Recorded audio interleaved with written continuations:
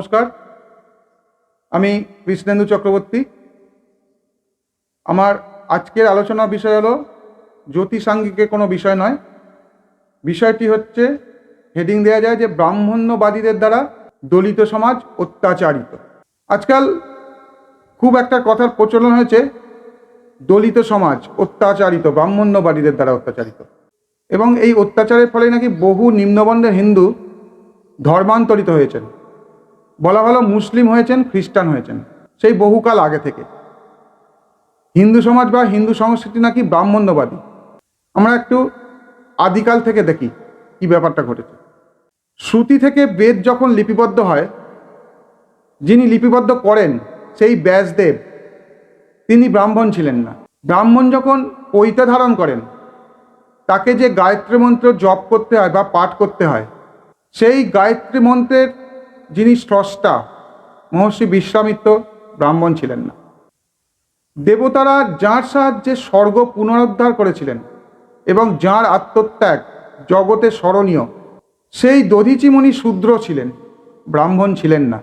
আবার যাকে দক্ষিণ ভারতের উদ্ধারকর্তা বলা হয়, সেই অগস্ত্য মুনি শূদ্র ছিলেন, ব্রাহ্মণ ছিলেন না। এর পরেও হিন্দু সংস্কৃতি ব্রাহ্মণ্যবাদী।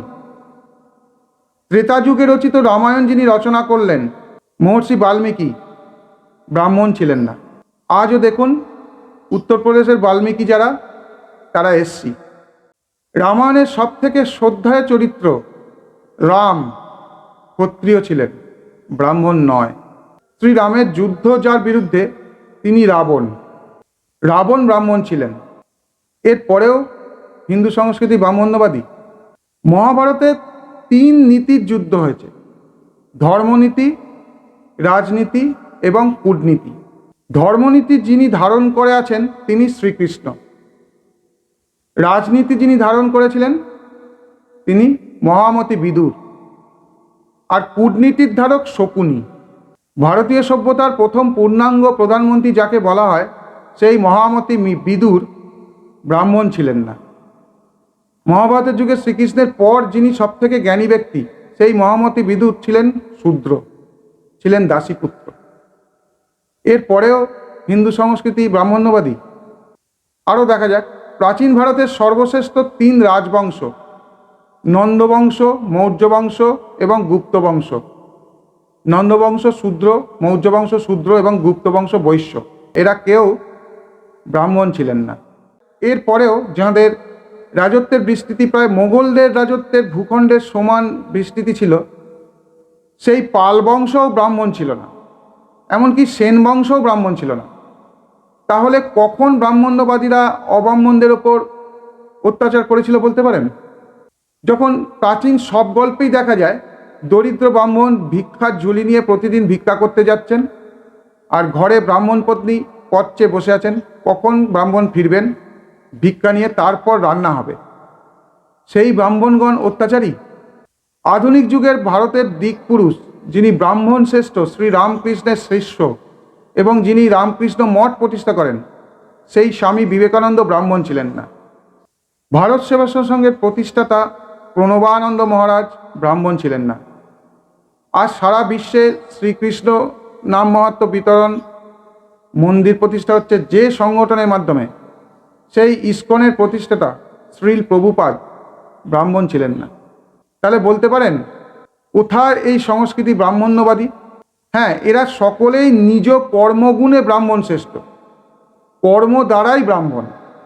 গীতায় শ্রীকৃষ্ণ বলেছেন তিনি গুণ ও কর্মের ভিত্তিতে 4 বর্ণের সৃষ্টি করেছেন, জাতি হিসেবে নয়, বা 4 জাতি নয়, 4টি বর্ণ সৃষ্টি করেছেন, 4 জাতি নয়। আমাদের সংস্কৃতি কখনো কারো মাঝে বিভেদ রাখেনি, না ব্রাহ্মণ, ক্ষত্রিয়, বৈশ্য, শূদ্র, কারো মাঝে নয়। ব্রাহ্মণ শ্রেষ্ঠ শঙ্করাচার্য যেমন ম্যাথরকে পায়ে হাত দিয়ে প্রণাম করতে পিছপা হননি, তেমনি আমাদের সংস্কৃতি পিছপা হয়নি শূদ্র থেকে ব্রাহ্মণকে সম্মান জানাতে। আমাদের সংস্কৃতি ব্রাহ্মণ শ্রেষ্ঠ শঙ্করাচার্য, শ্রীরামকৃষ্ণদেব, শ্রী চৈতন্য মহাপ্রভু সবাইকে সম্মান দিয়েছেন তাদের কৃতকর্মের জন্য। তবে কি সেই সমাজে বা এই সমাজে বিভেদ ছিল না, অত্যাচার ছিল না? অবশ্যই ছিল। সেটা ধনী দরিদ্রের বিভেদ, দরিদ্রের ওপর ধনীর অত্যাচার। তাহলে কেন বলা হয় নিম্ন জাতির প্রতি উচ্চ জাতির অত্যাচার ছিল? কারণ 1000 বছর পূর্বে সৃষ্টি হওয়া একটি চক্রান্ত, যা 250 বছর আগে আরও জোরদার হয় এবং এই হিন্দু সমাজকে ভেঙে দেওয়ার জন্য আজও যা সমান তালে চলছে। না হলে বলুন তো, প্রায় 2 কোটি মতুয়া সম্প্রদায় কেন ইসলামিক বা ইসলাম প্রধান বাংলাদেশ থেকে পালিয়ে এসে ভারতে আশ্রয় নিল? যদি উচ্চবর্ণের অত্যাচারে নিম্নবর্ণের হিন্দুরা মুসলিম হয়ে থাকে, আজও কেন বাংলাদেশ থেকে পালিয়ে আসতে হয় প্রধানত নিম্নবর্ণের হিন্দুদের? বাংলাদেশ সংলগ্ন বর্ডার সাইটগুলি লক্ষ্য করুন, দেখবেন বেশিরভাগই তথাকথিত নিম্নবর্ণের হিন্দু। কেন তারা আজও মুসলিম নয়? কারণ যা আমাদের ইতিহাস পাল্টে গুলে খাওয়ানো হচ্ছে তা ভুল ইতিহাস। প্রকৃত ইতিহাস আমরা বেশিরভাগ মানুষই জানি না, বলা ভালো জানতে দেয়া হয়নি। একবার ভেবে দেখুন, মোগল সাম্রাজ্যের ইতিহাস বা বিভিন্ন মুসলমান নবাব ও দিল্লির সুলতানি সাম্রাজ্যের ইতিহাস মাধ্যমিক স্ট্যান্ডার্ডের ইতিহাস বইয়েতে যত বিস্তারিতভাবে আছে, সেরকম বিস্তারে সেন বংশ, পাল বংশ, গুপ্ত বংশ, মৌর্য বংশ, নন্দ বংশ বা মারাঠি রাজারা, রাজপুত রাজাদের ইতিহাস ইত্যাদি কোনোটাই অতটা বিস্তারে নেই। উল্লেখ করা যেতে পারে পূর্ব পাকিস্তানের মন্ত্রী যোগেন্দ্রনাথ মণ্ডলের কথা। তাকে রাতের অন্ধকারে পালিয়ে আসতে হয়েছিল। তিনি ক্ষমা পাননি, তিনি নিম্নবর্ণের হিন্দু হলেও। কোন সমাজ ব্রাহ্মণ্যবাদী ছিল, কিভাবে ছিল? যেখানে হিন্দুদের 7টি গোত্রই চতুর্বর্ণে দেখা যায়। যেমন ভরদ্বাজ গোত্র ব্রাহ্মণের যেমন আছে, তেমনি শূদ্রদেরও আছে। কাশ্যপ গোত্র ব্রাহ্মণ থেকে শূদ্র সবার মধ্যেই আছে। শাণ্ডিল্য গোত্র ব্রাহ্মণ থেকে শূদ্র সবার মধ্যেই আছে। এতেই কি প্রমাণ হয় না হিন্দুরা সাম্য? প্রাচীন 3টি উচ্চশিক্ষা কেন্দ্র তক্ষশিলা, নালন্দা, কাশীতে দেখুন কজন ব্রাহ্মণ পণ্ডিত ছিলেন আর কজন অব্রাহ্মণ পণ্ডিত। তারপরেও এই সংস্কৃতি নাকি ব্রাহ্মণ্যবাদী সংস্কৃতি।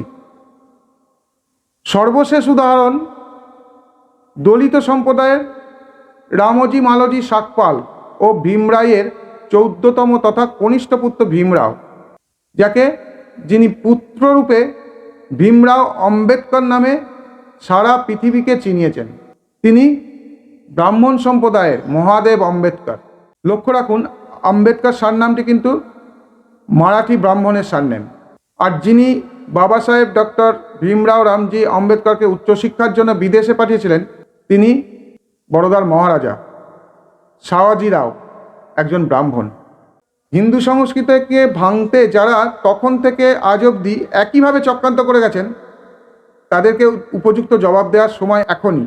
কারণ আপনিও আপনার কর্মগুণে ব্রাহ্মণ, ক্ষত্রিয়, বৈশ্য বা শূদ্র হতে পারেন।